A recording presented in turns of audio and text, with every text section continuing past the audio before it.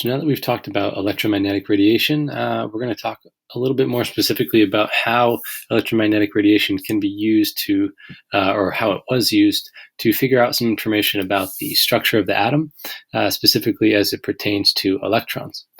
So, as we've talked about so far, we've talked about white light and how if you spread out white light, you can see the entire continuous spectrum, or the visible spectrum, the continuous spectrum.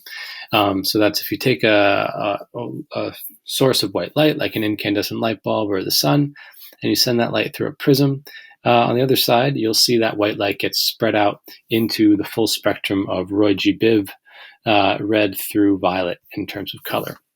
So a continuous spectrum contains all wavelengths / frequencies / energies / colors of light.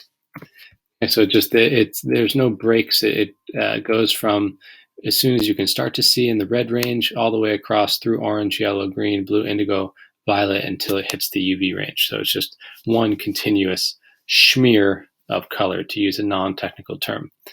Now, when things appear colored to us in our day-to-day life, if something appears red or something appears blue, it usually is because some of the wavelengths are being absorbed and most of the other ones are being reflected off of the objects or transmitted through the objects. So usually, that is just too big.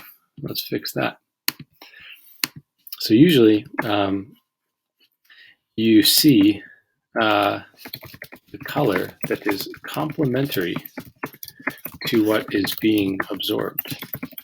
Now, that's really an HL topic. I just mentioned it now to sort of contrast it to what we're going to see next that has to do with the elements. So as an example, if an object appears red, it's not that only red wavelengths of light are hitting your eye. What it usually means is that green wavelengths are being absorbed by that object.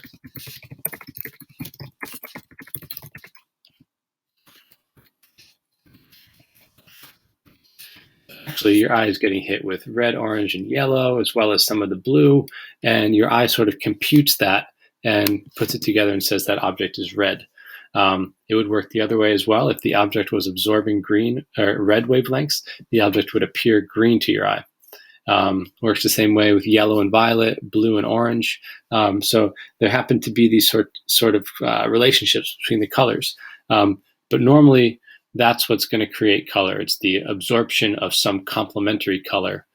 So part of the spectrum is missing, and your eye puts the rest of the wavelengths together and interprets it as a particular color. But the elements do something very, very different. The elements give off, when you take an element like hydrogen or helium, you get it into the gas phase, and you get it very, very hot, or you hit it with electricity, and you send that light through a prism. Instead of seeing that continuous spectrum of all the wavelengths of light, all the colors of light, you end up getting these very super thin pencil beams of light that come out of that element. And that's pretty weird. So the appearance of emission spectra is that they are line spectra, different than a continuous spectra. So they only display discrete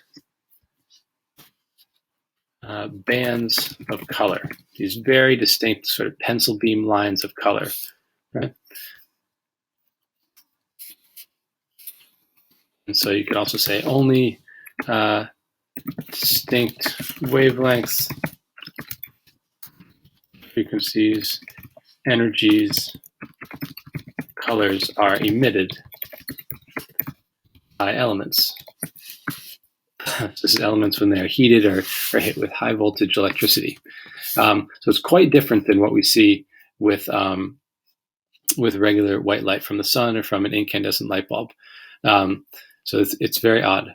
And what we can directly determine, all we know, right, is that when elements are excited, they emit, that means they give off or they release only specific wavelengths, energies of light. Okay? So that's sort of what we can see. That's what we can directly observe, that when we heat these elements up, they give off these little bands of color. We know that each wavelength corresponds to a particular frequency, which corresponds to a particular energy of light. So it would appear that when elements are excited, they only give off certain energies of light. They don't give off the energies in between. So elements give off only very specific energies of light. Okay? Nothing in between those energies of light. The question that remains is, well, why? What about an atom's structure allows this to happen? And this was a question that plagued the top scientists of the day. For many, many years, they couldn't explain what this was. It was pretty baffling. Okay, so we're going to get into it specifically looking at these emission spectra, but really we're only going to have to look at it for hydrogen. So a major topic of atomic structure for the IB is the hydrogen emission spectrum. So again, you'd be looking at one of these glass tubes filled with hydrogen. It's hit with high voltage. That light gets spread out through a prism. And when it does so, the different wavelengths of light spread out into different locations. And so we can see them very, very clearly.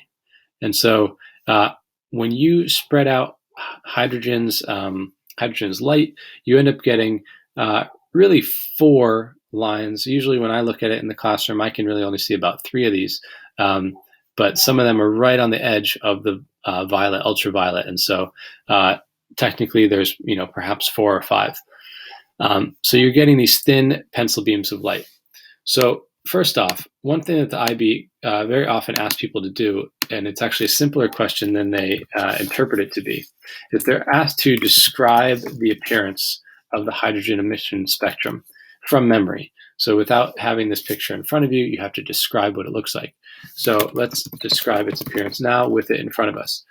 If we had to describe this, we would say it's a bunch of discrete lines of color. Okay. The lines seem to get closer together. So one way of saying that is to say that the lines converge.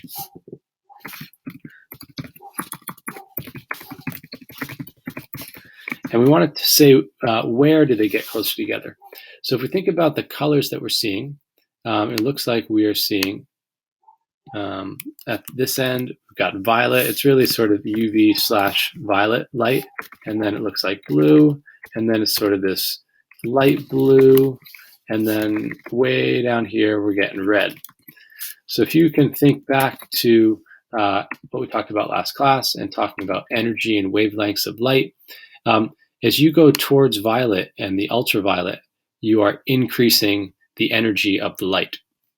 And as you go this way, you're increasing the wavelength of the light. So if we just add those notes in, we got increasing wavelength going this way, and going back the other way, we have increasing energy.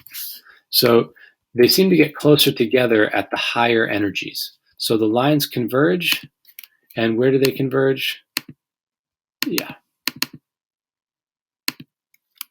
Lines converge at higher energies. So if you were asked to describe the appearance of the hydrogen emission spectrum, this would be a perfect mark scheme answer, that you're going to see discrete lines of color being given off with nothing in between. And those lines are going to get closer and closer together. They're going to converge, is the language they like best, and they'll converge at the higher energies. Okay. Now, how the heck can we actually explain this? Now, the way that it actually gets explained is an extremely odd, counterintuitive, weird idea like you've never seen before. It was proposed by Niels Bohr, and it gives is the first time that we use the term quantum leap. So you may have heard that term used before, and it refers to what Niels Bohr came up with as a theory for what was creating these lines. So his idea was that electrons could only exist in very certain energy levels around the nucleus of an atom. And that when you hit an atom or a sample of a gas with this high voltage electricity, and the electrons got excited and they would jump out to higher energy levels. So normally an electron and hydrogen would exist on the first energy level. His idea is that when you hit an electron with energy, it jumps out to a higher energy level. And that's sort of a agitated or excited state. And that very quickly after that, it jumps back down to lower energy levels, and it can either do that all at once, back down to the first level, or it can do it in a series of jumps, and it can jump down to the, in my example, 3, then back down to 2, then back down to 1. So the electrons can jump between the levels. And so when they absorb energy, so if energy is going in, my big giant red arrow, that's my absorption of energy from the electricity, it causes the electron to move up to higher energy levels. And then when they move back down, they give off energy, and they give it off in the form of electromagnetic radiation as light. So his idea is that electrons hopping down from higher energy levels to lower energy levels is giving off energies of light. And the fact that there are only very specific energies or colors of light here means that the electrons can only make very specific jumps within the atom. So let me try to summarize what I just said.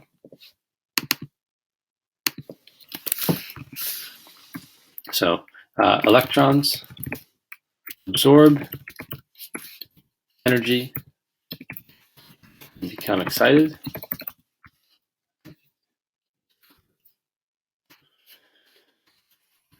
Moving to higher energy levels. Electrons release / emit energy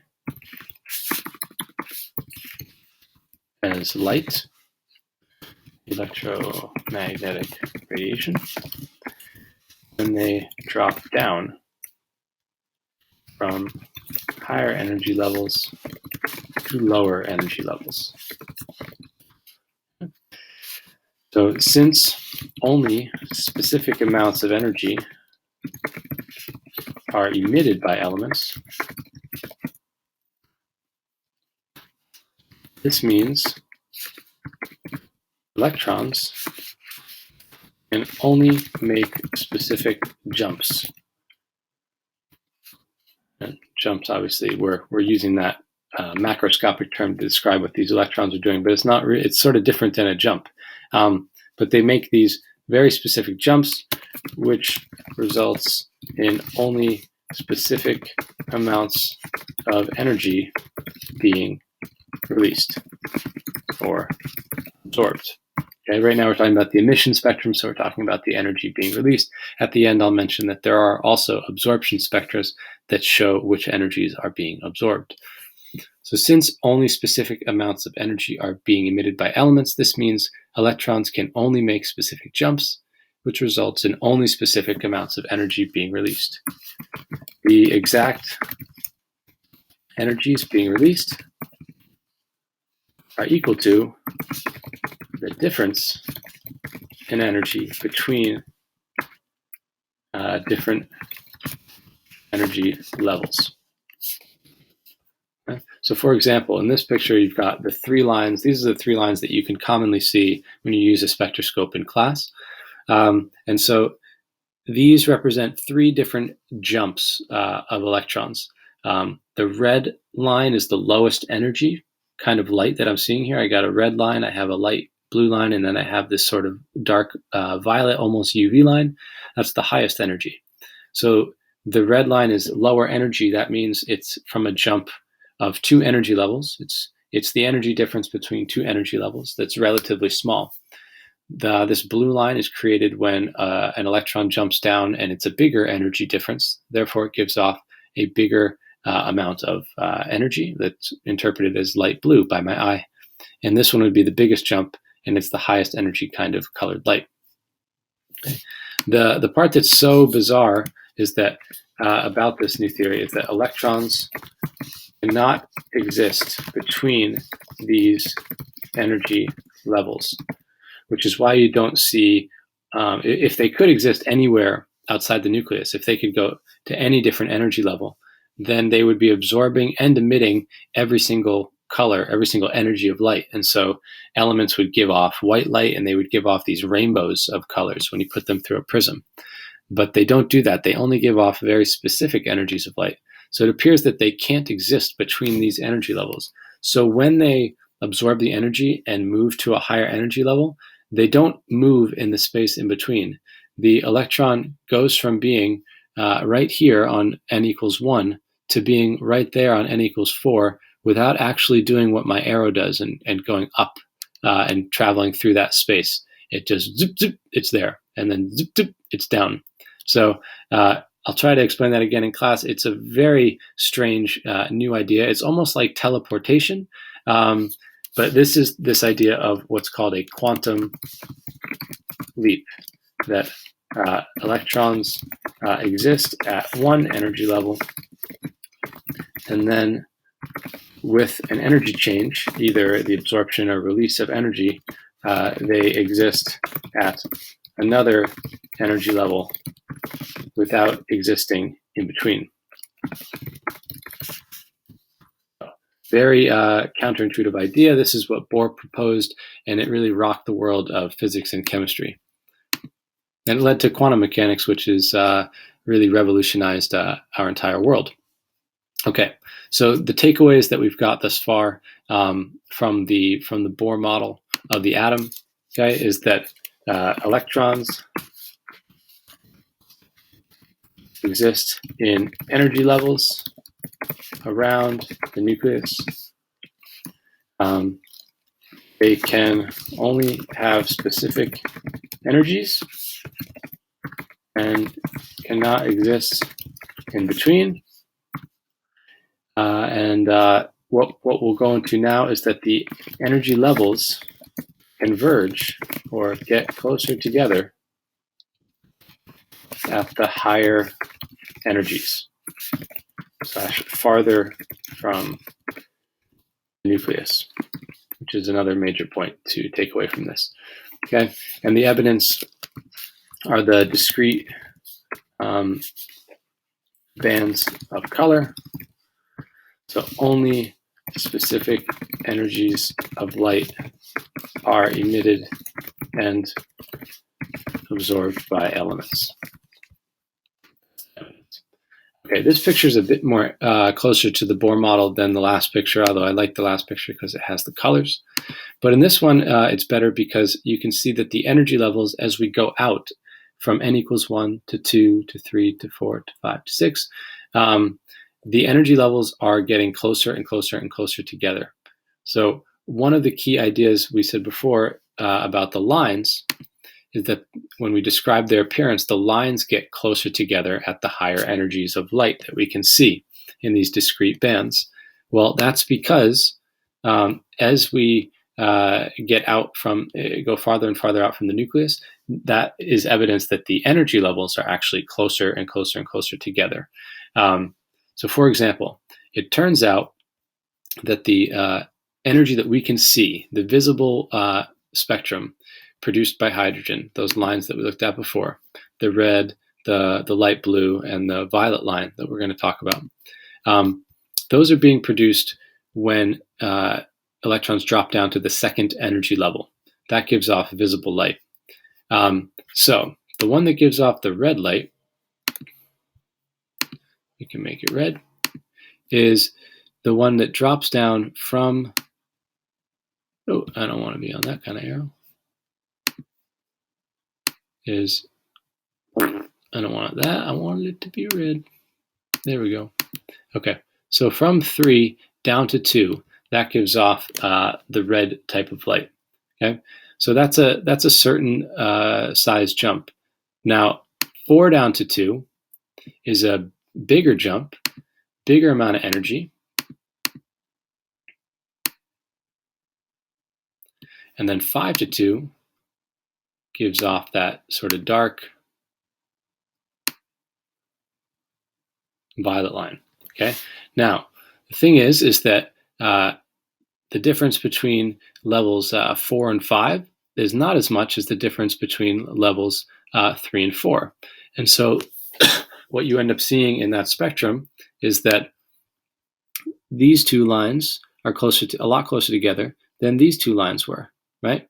And that's a result of the energy levels, that the energy levels keep getting closer and closer together, and so the energies that they give off keep getting closer and closer and closer together.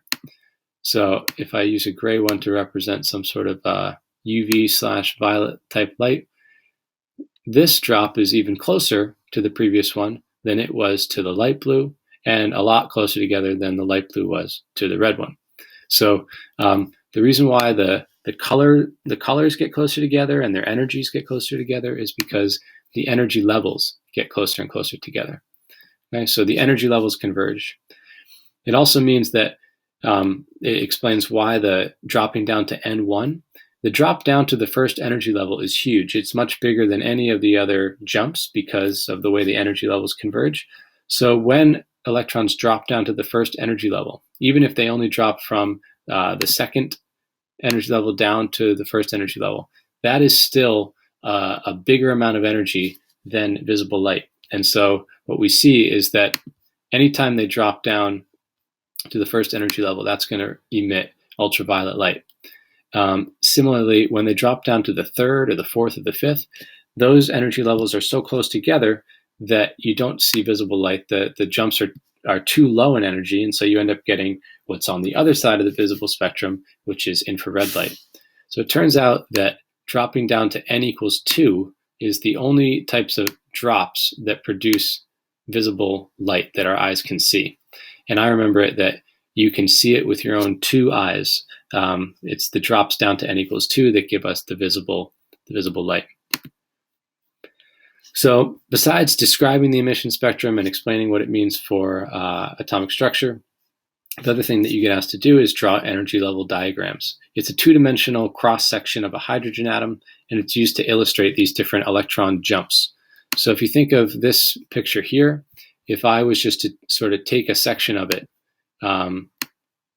right, cut it down like this, and take a section, and I only want to look at this, and it just simplifies it. Instead of drawing this big circular thing that's kind of hard to reproduce, I'm just going to sort of look at one part of it. So what you have to do to draw it is draw energy increasing going up the left-hand side. You need that. You then draw a series of lines to represent the energy levels. So instead of circles, you're just going to draw lines. So you label them. n=1 represents the ground state or the lowest energy level. n=2, n=3, and we'll review this in class, of course. n=4. Key ideas, notice that the energy levels keep getting closer and closer together. The energy levels are converging. n=5, n=6, and usually if you go to n=6, that's good, but what you want to add at the end is you want to add n=infinity. I know that sounds odd. It is a little odd, but n=infinity represents the sort of edge of the atom. If these energy levels keep on getting closer and closer and closer together, they keep on converging. Eventually, they basically merge into one, and that's sort of the limit of the atom. And so the n=infinity is the limit of the atom. Okay, it's the outside of the atom at n=infinity. So you usually are supposed to include that on your energy level diagram. n=infinity is the highest one. Okay?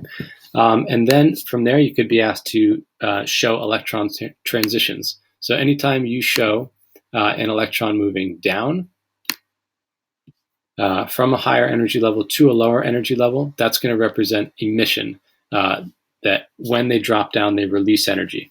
Anytime you are asked to describe absorption of energy in some way, then you're going to show the electron moving up, gaining energy, and moving up to a higher energy level.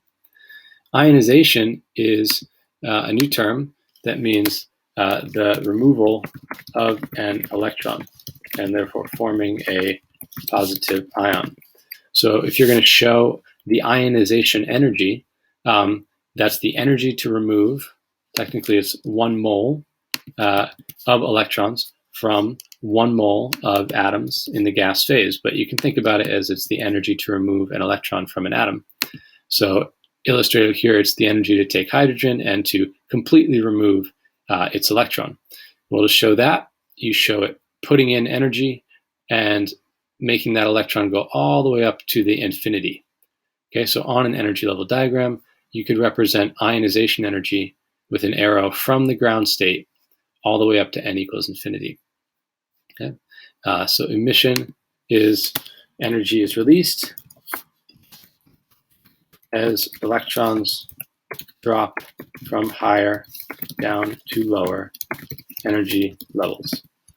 And absorption is the opposite. Energy is absorbed as electrons move up from higher, from lower to higher energy levels. Lastly, I just introduced a little new symbol without mentioning it, so I should probably clarify that. Let me fix these arrows. So that's when they're emitting, this is when they're absorbing. The ionization energy, I put this delta H symbol here. This delta H represents a term called enthalpy change, which I'll refer to sometimes.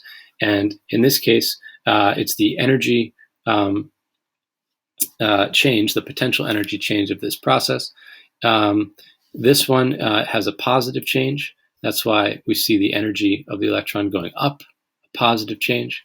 The electron had to absorb energy for that change to happen.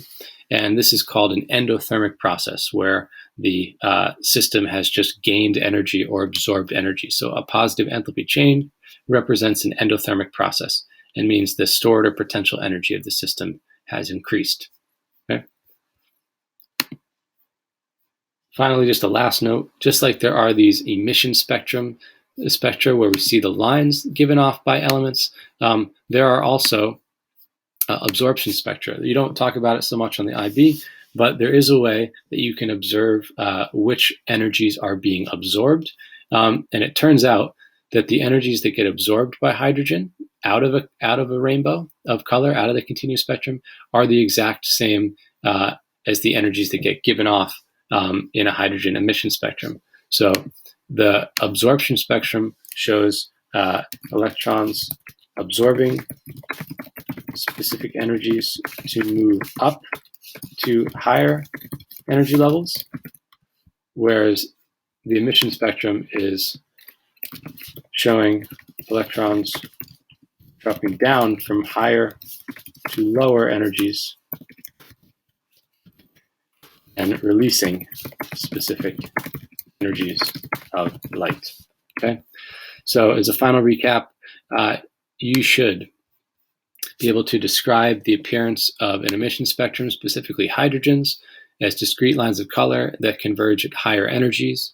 You should connect that means these electrons are dropping down from higher to lower energy levels, and they are releasing specific amounts of light energy, and that the appearance of the spectrum is that they get closer and closer together, and that's because the energy levels get closer and closer together the farther away from the nucleus you are.